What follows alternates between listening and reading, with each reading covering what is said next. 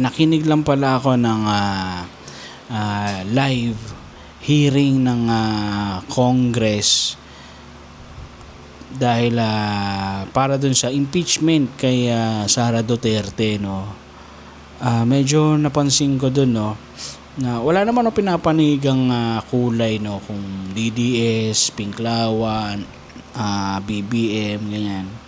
Ang sa akin lang, no, ang napansin ko dun sa hearing puro taga-administrasyon yung puro panig sa administrasyon yung mga nagsasalita. Tapos yung isa lang yung oposisyon, si Marcoleta lang, yung anak ni Marcoleta.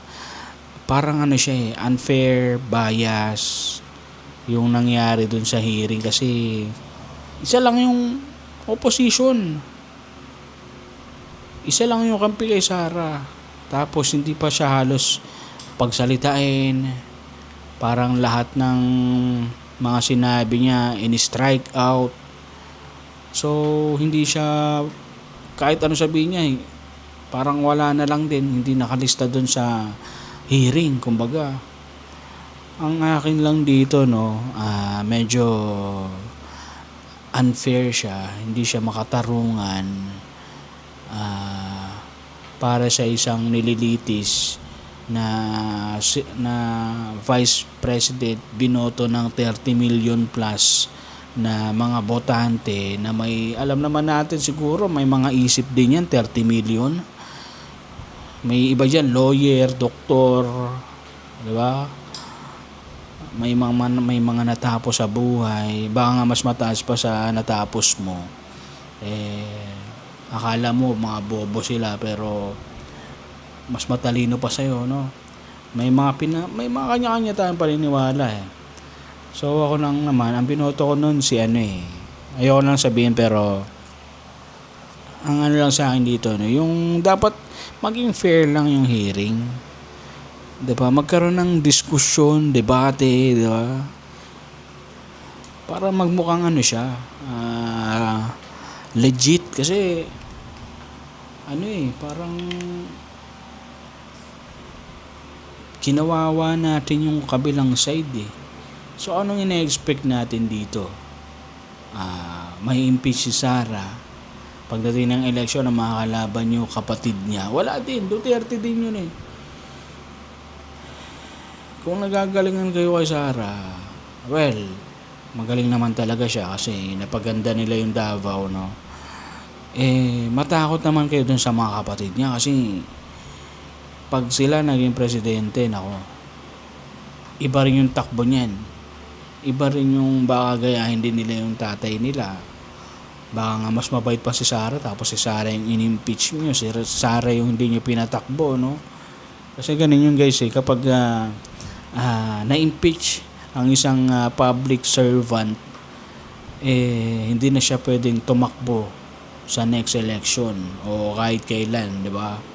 Kahit na alam natin na matino siyang tao pala, dahil sa politika, hindi nyo na pinatakbo yung tao na alam nyo naman marami din matutulungan yan someday kung sakaling mag-iba siya ng posisyon, o kaya malay nyo senador pala yung tatakbuhin niya, tapos ang presidente yung kapatid niya, yung kuya niya, no. Ang sa akin lang naman, dapat ginawa nilang fair yung hearing para may chance pa rin mag-decide yung tao. Kasi yung nangyari, walang decision para sa taong nanonood, Ang nakita lang nila isang palabas para litisin ang isang walang kalaban-laban, no. Para nga siyang mini trial, kung baga, no. Naging mini trial siya na hindi siya makabuluhan, kaya mini. Hindi siya pwedeng hindi na siya kailangan intindihan kasi pwede naman siyang matabunan ng medyo mas mataas na trial, no.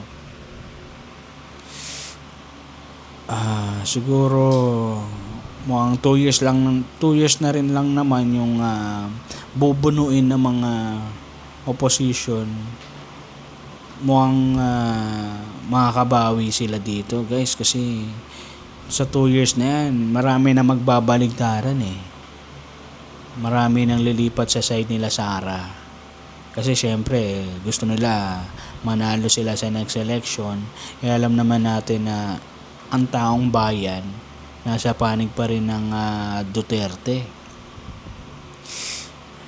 Nako guys, medyo delikado talaga yung eto pa napansin ko, dumami yung krimen sa bansa natin simula nung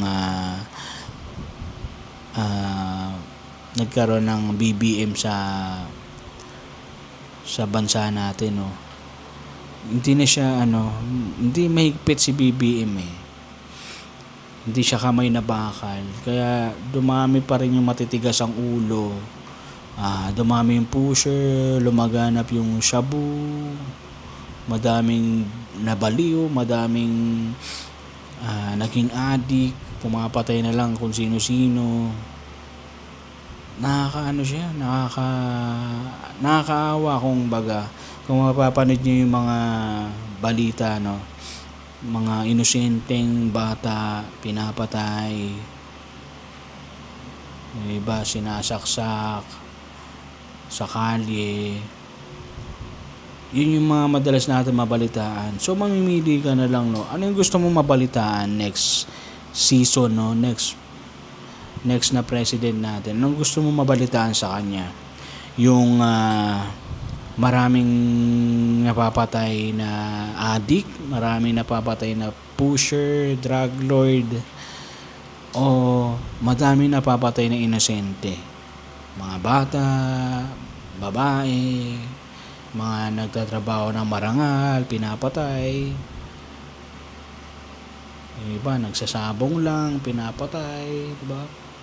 So siya, mamimili ka na lang para sa next election kung sino gusto mong presidente, yung tingin mong makakasolba ng crime, ng drugs, o mas lalaganap pa.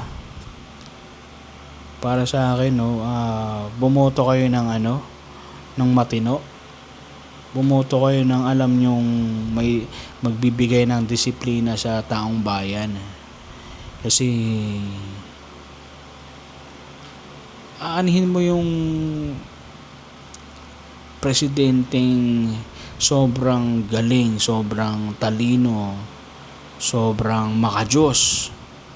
Hindi naman makajos, sobrang nagmamalinis. Yan. Kung ang taong bayan naman yung magsasuffer bandang huli sa kanilang term, o ang gusto natin presidente na sobrang higpit, sobrang tapang, sobrang maasikaso, nagtatrabaho talagang hihigpitan niya at aalisin niya yung drugs sa buong bansa. Ilalayo niya yung mga inosente sa mga masasamang tao. Tatakutin niya yung mga masasamang tao para hindi na lumabas, para hindi na gumawa na masama.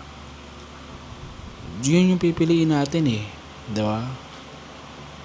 Doon tayo pumili sa kung saan makikinabang yung taong bayan. Hindi to about US side o China side.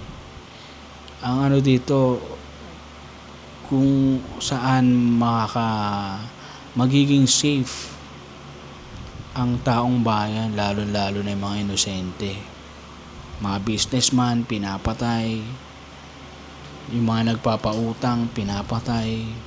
After ka pautangin, papatayin mo. Diba, parang nakakaloko lang din, diba? So, yun lang naman para sa akin, no. Maging fair na lang talaga.